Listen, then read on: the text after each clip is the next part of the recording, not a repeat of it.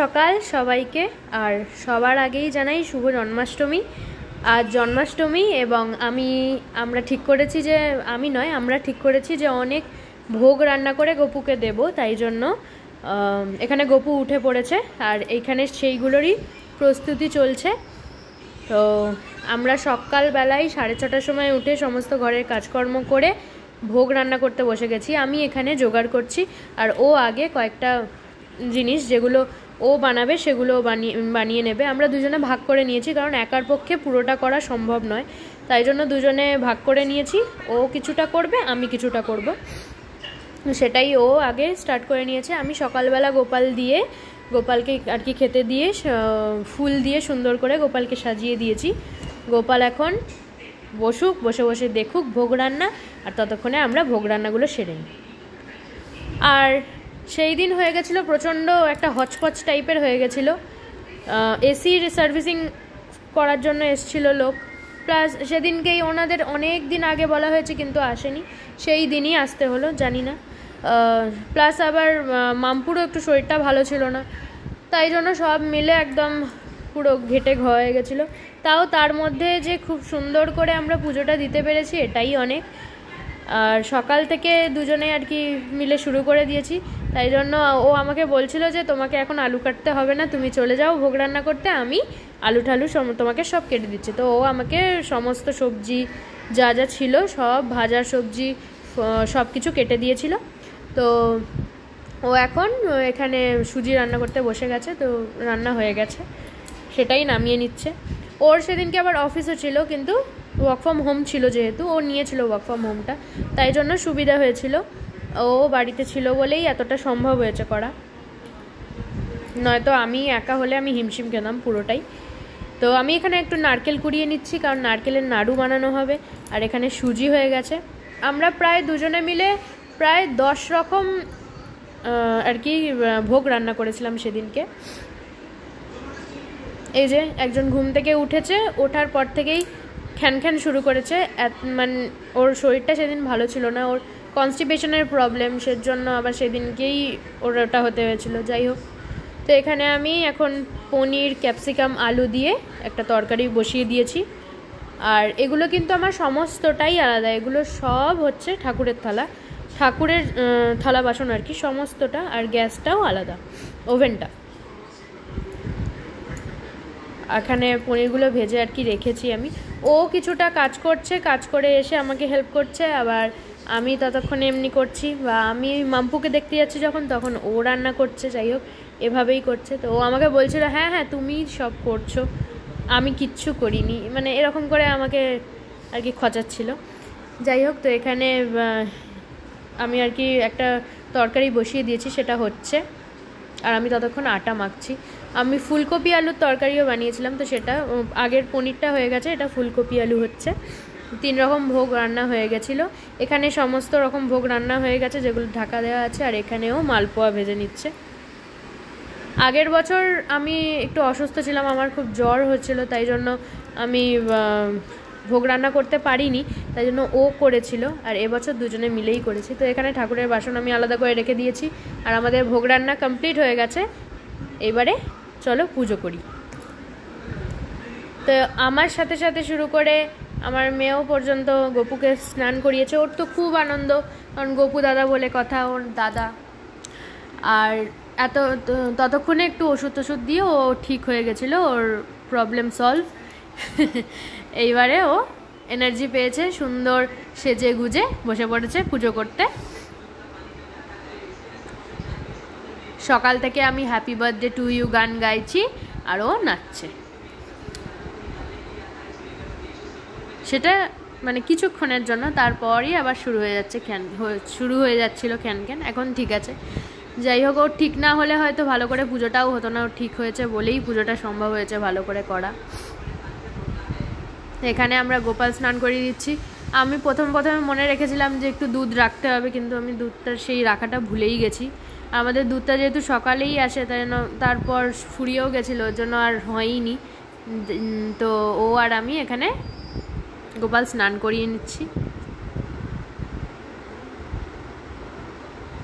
ছোটোবেলায় আমাদের বাড়িতেও এরকম গোপালের জন্মাষ্টমী খুব বড় করে হতো। সেটা ঠাম্মা আর কি পুরোটাই উনি করতেন না, কিন্তু বলে বলে দিতেন সবাইকে, আর ওনার ইনস্ট্রাকশনে সব কিছু হতো। সেইগুলো দেখে দেখেই যেহেতু বড় হয়েছি।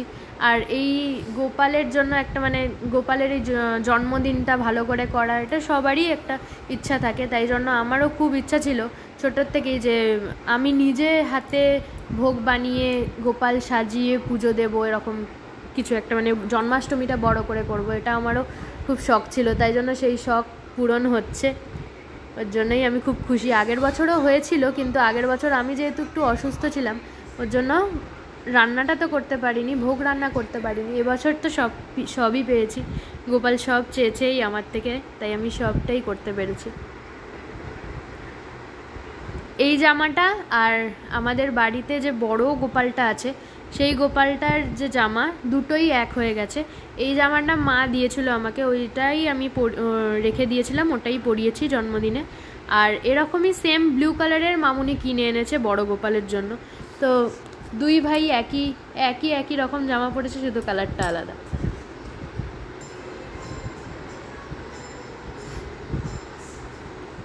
এখানে আমি তো মানে আমি গোপাল সাজাচ্ছিলাম, সাথে সাথে আমার মেয়েও সাজাচ্ছিল। ও প্রত্যেক দিনই ওই হাড় চুল মুকুটটা ও পরিয়ে দেয়।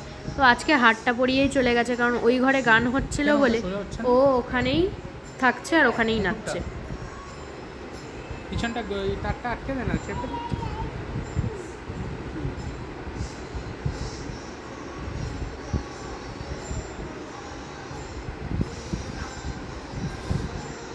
এই দোলনাটা আমরা ফ্লিপকার্ট থেকে কিনেছি।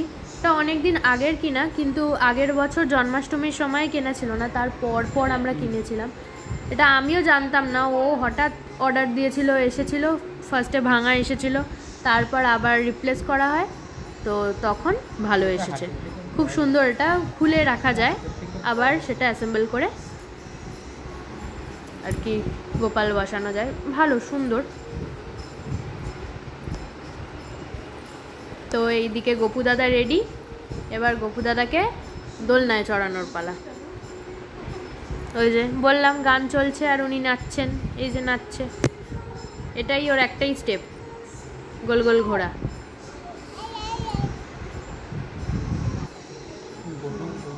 ওর ভোগের দিকে তাকানো মানে হচ্ছে ওইখান থেকে ও একটা পাঁপড় তুলে খাবে। আমি গোপালকে পাঁপড় ভাজা দিয়েছিলাম, সেই পাঁপড় ভাজা গোপাল কতটা খেয়েছে জানি না, কিন্তু এই গোপাল খেয়েছে।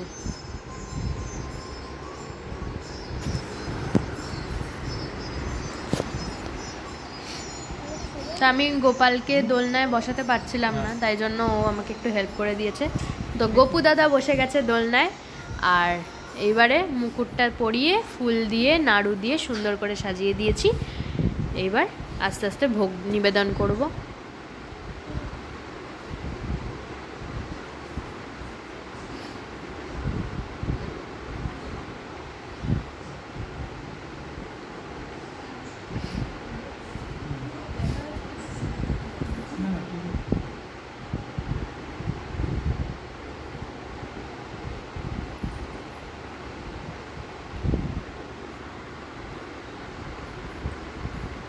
তো এখানেও খাবারগুলো বেড়ে এবং সরিয়ে রাখছিল। পুরোটা প্রসাদ করলে তো সেটা আবার ফ্রিজে ঢোকানো যাবে না, তাই জন্য আলাদা আলাদা করে গোপালেরটা আলাদা করে বেড়ে দিচ্ছিল।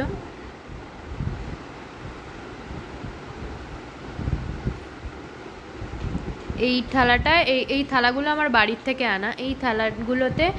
এই থালাটাতে আর কি সমস্ত ঠাকুরকে এক জায়গায় দিয়ে দিচ্ছিলাম, আর বড় থালাটাতে গোপালকে দিয়েছিলাম। সেদিন আমরা ওই 6:30 থেকে বললাম স্টার্ট করেছি সকালবেলা। তো সমস্ত কাজকর্ম করার পর যেহেতু ভোগ রান্না শুরু করেছি, তো তারপর এই মামপুর আর কি অসুবিধার জন্য সব কিছু মিলিয়ে মিশিয়ে অনেকটা লেট হয়ে গেছিলো। প্রায় 4টে মতো আমরা গিয়ে ঠাকুরকে ভোগ নিবেদন করতে পেরেছি। আর এই যে নাড়ুগুলো দেখছো, এগুলো কিন্তু ওর বানানো, খুব সুন্দর বানিয়েছে। এটা আমি পারি না, যেটা নাড়ুটা পায়েস, মালপোয়া আর সুজি, এগুলো সব ওই বানিয়েছে।